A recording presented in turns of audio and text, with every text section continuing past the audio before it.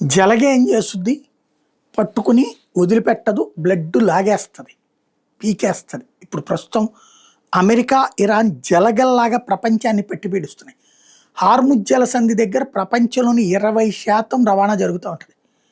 20% రవాణా ప్రపంచంలోది అక్కడి నుంచినే జరుగుతుంది. అనేక దేశాలు, గల్ఫ్ దేశాల వ్యవహారం అంతా అట్టించినే నడుస్తుంది. పేరుకి అమెరికా, ఇరాన్ కొట్టుకుంటున్నాయి. ఇద్దరి యొక్క ఉద్దేశము హార్ముజ్ జలసంధి మీద ఆధిపత్యమే. హార్ముజ్ని తాను దిగ్బంధించానని ఇరాన్ చెప్తే, ఇరాన్ని తాను దిగ్బంధించానని అమెరికా చెప్తుంది. ఇద్దరూ హార్ముజ్ని వదలరు. హార్ముజ్లో రేపటి నుంచి షిప్పులు వెళ్ళిపోవచ్చు అని ఇరాన్ చెప్తుంది, కానీ డబ్బులు వసూలు చేస్తుంది. అమెరికానేమో వెళ్ళడానికి వీల్లేదని నిన్న మన షిప్ మీద దాడి చేసింది. భారతీయులు 24 మంది ఉన్నదని చెప్పారు కదా, అది అమెరికా అట దాడి చేసింది. అంటే హార్ముజ్ జలసంధి దగ్గర జరుగుతున్నది ఏంటయ్యా అంటే, ఇరాన్ ఒక పక్కన రానివ్వనంటది, ఇరాన్ పంపించే వాటిని అమెరికా అడ్డుకుంటుంది. తద్వారా అక్కడ సముద్రపు ఆధిపత్యం, సముద్రం మీద ఒక ద్వారాన్ని ఆధిపత్యం అక్కడ చెలాయిస్తే ప్రపంచంలో ఉన్నటువంటి జలసంధులన్నిటి మీద భవిష్యత్తులో ఆధిపత్యం చెలాయించవచ్చు.